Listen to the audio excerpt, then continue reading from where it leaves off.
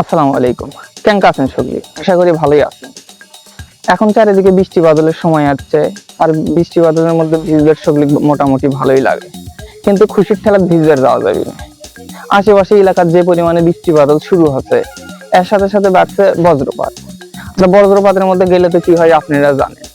এই জন্যই আজ আমার কিছু দেখতে পাচ্ছেন বাঁশ। এই বাঁশ ঝাড়ের নিচে যে বসা যাবে না, উঁচু গাছপালার মধ্যে যে বসা যাবে না, তারপরে আপনার টাওয়ার আছে, টাওয়ারের নিচে যে বসা যাবে।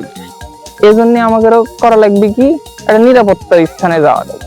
এখন যে বাড়ির বসে থাকবেন, এই বাড়িতে বসে থাকে এখন মনে করছেন যে অযথা বসে আছি, এনাদের ল্যাপটপটা দেখি, এনা ফোনটা দেখি, আবার এনা টিভি দেখি, আবার মনে করছেন যে এনা ফ্রিজের থেকে এনা ঠান্ডা পানি বের, এটাও করা যাবে না, কারণ এটাও একটা বিপজ্জনক।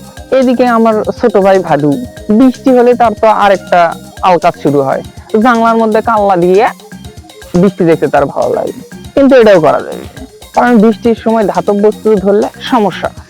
আর কেউ যদি হুট করে বজ্রপাতে আহত হয়ে যায়, তার জন্য কারেন্ট শক লাগলে যে টেকনিক, সে টেকনিকটা দিন। তাই খুশি ঠেলায় হুদে হেদায় আপনি বৃষ্টির মধ্যে ভিজবেন না যাওয়াই ভালো।